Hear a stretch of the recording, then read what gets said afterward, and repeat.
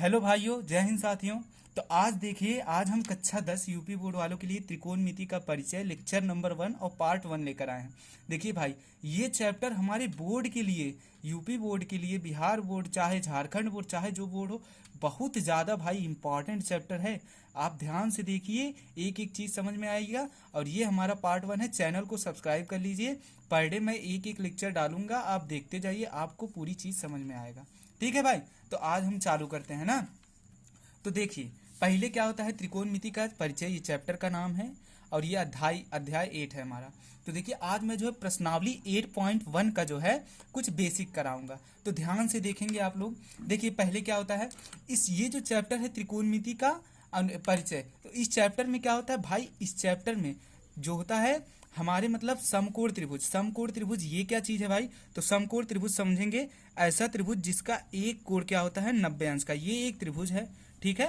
जब इस त्रिभुज का एक कोण अगर 90 अंश का होगा तो उसे हम क्या कहेंगे, समकोण त्रिभुज कहेंगे ना भाई। तो देखिए, इस चैप्टर में हम समकोण त्रिभुज से रिलेटेड मतलब अध्ययन करते हैं, इसी से रिलेटेड प्रश्न भी बनता है।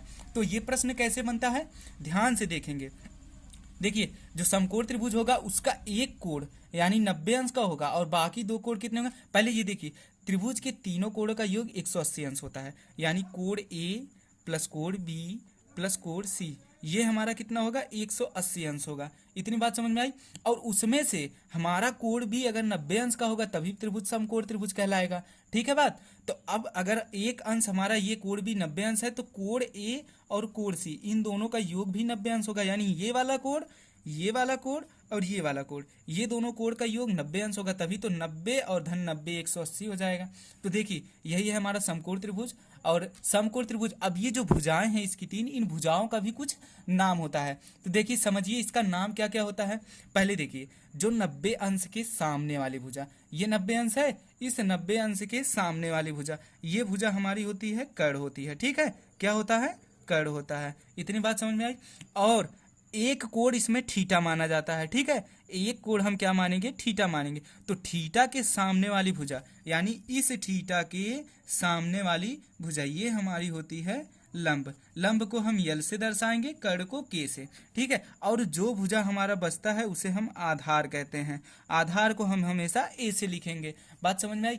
यानी जो 90 अंश का सामने का होगा उसे हम कर्ण कहेंगे, जो थीटा मानेंगे उसके सामने की भुजा लंब होगी, और जो बचेगा उसे हम आधार कहेंगे। इतनी बात समझ में आ गई। अब देखिए, ये जो थीटा है इसके सामने की भुजा लंब होती है। यहाँ पर एक त्रिभुज और है, इसका अगर 90 अंश ये है तो इसके सामने की भुजा ये हमारी क्या हो जाएगी, ये हमारी कर्ण हो जाएगी, के हो जाएगी। ठीक है, तो अगर हम थीटा ये वाली, इसमें तो ये माने थे, तो अगर थीटा ये मान लें तो अब इसके सामने की भुजा अब ये लंब हो जाएगी, जबकि इस वाले त्रिभुज में ये आधार है हमारा, लेकिन यहाँ पर ये लंब हो गया। और ये लंब हो गया तो बचा हुआ ये क्या हो जाएगा, ये हमारा अपने आप आधार हो जाएगा।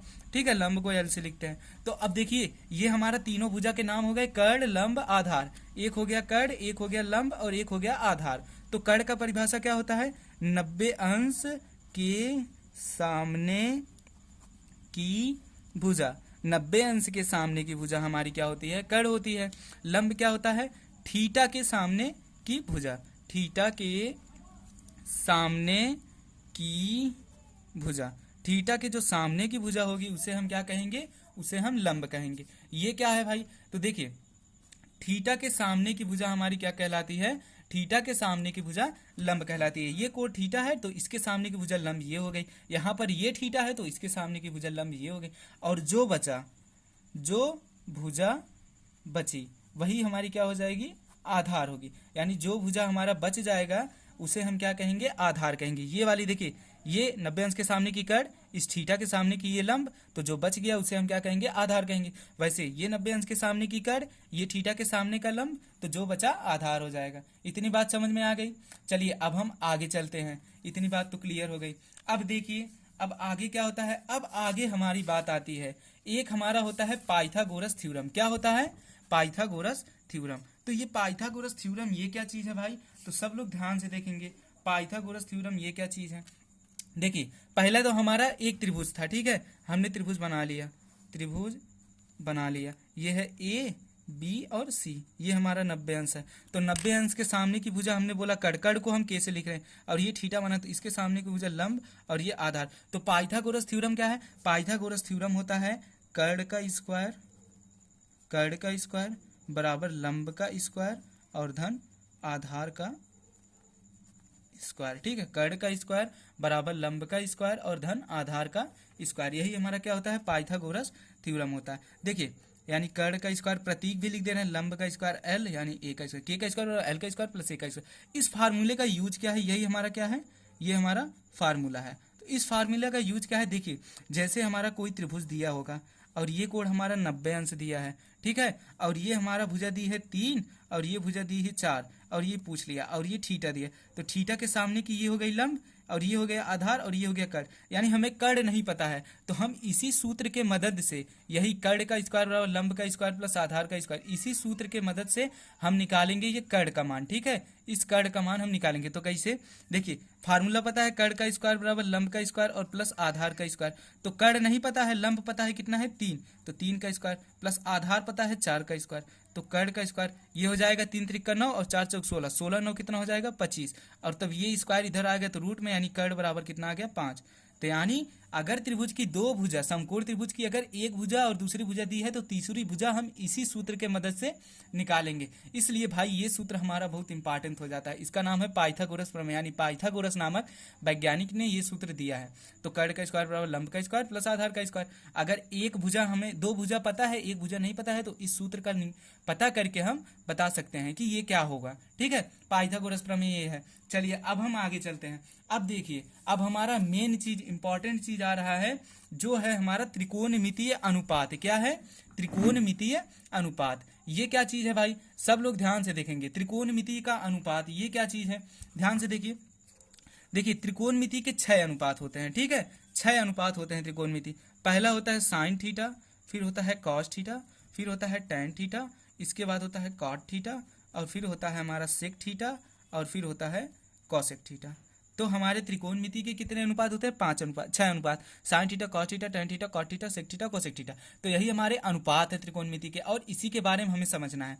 ध्यान से देखिए, जैसे हमने एक समकोण त्रिभुज बनाया, समकोण त्रिभुज है तो इसका एक कोण 90 अंश का होगा, 90 अंश के सामने की भुजा कड़ हो जाएगी, ये चीज याद रख लीजिए। और ये थीटा माना तो इसके सामने की भुजा ये लंब हो गई और ये आधार हो गया। ठीक है, तो अब समझिए ये साइन थीटा, हम सबका सूत्र लिखेंगे। ठीक है, साइन थीटा, और फिर हो गया कॉस थीटा, फिर हो गया टेन थीटा, फिर हो गया कॉट थीटा, फिर हो गया सेक थीटा, और हो गया कॉसेक थीटा। यही हमारे 6 अनुपात हैं।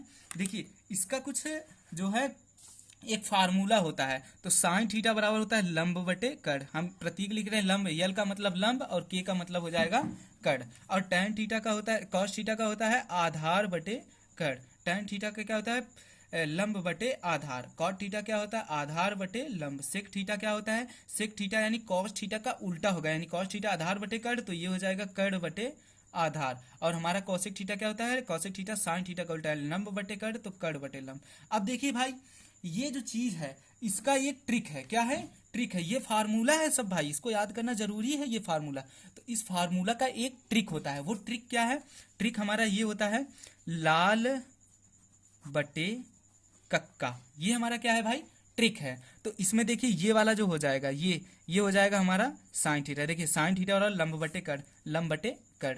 और देखिए ये वाला हमारा जाएगा कॉस थीटा, क्या हो जाएगा कॉस थीटा, कॉस थीटा बराबर आधार बटे कड़, आधार बटे कड़। और टेन थीटा बराबर हो जाएगा लंब बटे आधार, ये हमारा हो गया टेन थीटा, टेन थीटा बराबर लंब बटे आधार ना। तो देखिए ये फार्मूला बहुत इंपॉर्टेंट है, इसका यूज हमें आपको प्रश्न में पता चलेगा। साइन थीटा बराबर लंब बटे कड़, कॉस थीटा आधार बटे कड़, टेन थीटा लंब बटे आधार। तो देखिए वैसे साइन थीटा बराबर लंब बटे कड़, देखिए हमने सूत्र लिखा ट्रिक, ट्रिक है ना, ट्रिक लाल बटे कक्का, ये हमारा शॉर्ट ट्रिक है, इस फार्मूले को याद। तो ये वाली पहली हो जाएगी साइन थीटा का मान, दूसरा हो जाएगा आधार बटे कड़ टेन थीटा कॉस थीटा का मान, और लंब बटे आधार ये हो जाएगा हमारा टेन थीटा का मान। अब जब ये साइन हो गया, ये कॉस हो गया, ये टेन हो गया, अब इसी का उल्टा यानी कॉट थीटा क्या हो जाएगा, नीचे से पढ़िए आधार बटे लंब। देखिए कॉट थीटा आधार बटे लंब। फिर उसके बाद आता है सेक थीटा, सेक थीटा क्या हो जाएगा, कॉस का उल्टा यानी कड़ बटा आधार, तो सेक थीटा कड़ बटा आधार। उसके बाद कॉसेक थीटा, तो साइन थीटा है लंब बटे कड़, तो कॉसेक थीटा क्या हो जाएगा कड़ बटा लंब, कड़ बटा लंब। तो ये हमारा हो गया त्रिकोणमितीय अनुपात। तो भाई इतनी बात समझ में आई। अब यहीं पर हम वीडियो खत्म करेंगे, लेकिन वीडियो खत्म करने से पहले एक बार हम पूरी चीज जो जो पढ़ चुके हैं उसको रिवाइज कर लेते हैं। तो हमारे चैप्टर का नाम था त्रिकोणमिति का परिचय। देखिए, त्रिकोणमिति का परिचय में पहली चीज हमने क्या पढ़ा? पहली चीज पढ़ा एक समकोण त्रिभुज होता है। समकोण त्रिभुज में क्या होता है? एक कोण 90 अंश होता है और बाकी दोनों कोणों का योग भी 90 अंश होता है, यानी कोण ए प्लस बी प्लस सी बराबर 180 अंश, कोण ए सी 90 अंश हो जाएगा। तो जो 90 अंश के सामने की भुजा हमेशा क्या होगी? कर्ण होगी। और जो कोण हम थीटा मानेंगे, थीटा ये कोण माना, तो इसके सामने की भुजा ये वाली हमारी क्या हो जाएगी? लंब हो जाएगी। और जो बचेगा उसे हम क्या कहेंगे? आधार कहेंगे। ठीक है, अगर हम थीटा ये वाला मानते हैं तो इसके सामने की भुजा ये लंब हो जाएगी। पहले लंब ये था लेकिन अब लंब ये है, क्यों? क्योंकि थीटा हमने इसको ये माना है। अब उसके बाद देखिए, हमने लिखा कर्ण का परिभाषा, 90 अंश के सामने की भुजा कर्ण होती है, लंब थीटा के सामने की भुजा लंब होती है, आधार जो भुजा बची हो यानी जो बच जाती है शेष उसको हम आधार कह देते हैं। इतनी बात समझ में। अब इसके बाद हमने क्या पढ़ा है? इसके बाद हमने आपको पढ़ाया पाइथागोरस प्रमेय। पाइथागोरस प्रमेय क्या पढ़ा है? कर्ण का स्क्वायर बराबर लंब का स्क्वायर प्लस आधार का स्क्वायर। अगर हमें दो भुजा का मान दिया है और हमें तीसरी भुजा निकालनी है तो हम इस सूत्र का प्रयोग करते हैं। जैसे एक मान हमें दिया था 3 और दूसरा मान 4 दिया था, हमें कर्ण का मान निकालना था तो हमने लगाया कर्ण का स्क्वायर बराबर लंब का स्क्वायर प्लस आधार का स्क्वायर।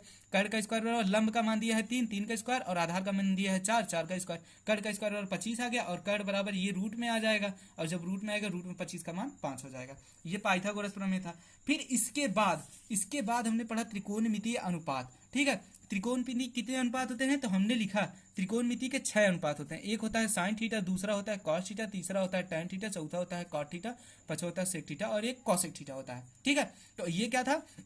साइन थीटा बराबर लंब बटे कर्ण, कॉस थीटा बराबर आधार बटे कर्ण, टैन थीटा बराबर लंब बटे आधार, कॉट थीटा बराबर आधार बटे लंब, सेक थीटा बराबर कर्ण बटे आधार और कॉसेक थीटा बराबर कर्ण बटे लंब। इसका हमने एक ट्रिक भी बताया। ट्रिक एक बार फिर से हम लिख दे रहे हैं। ट्रिक क्या था?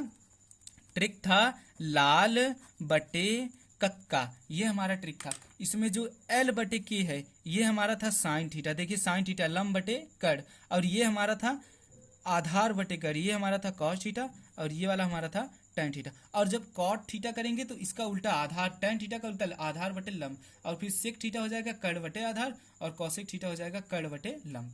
ठीक है, तो अब इतनी चीज को समझ लीजिए। अब मैं कल, आप हमारे चैनल को सब्सक्राइब कर लीजिए, कल मैं इस पर दूसरा वीडियो इसका डालूंगा, पार्ट 2, लेक्चर नंबर 2, जिसमें मैं कुछ इसके एग्जाम्पल नंबर 1, 2, 3, 4, 5 पांचों एग्जाम्पल इसके कराऊंगा। उसके बाद नेक्स्ट दिन से हम प्रश्नावली 8.1 चालू कर देंगे। तो वीडियो को लाइक कर दीजिए, चैनल को सब्सक्राइब कर दीजिए। चलिए मिलते हैं अगले दिन। धन्यवाद।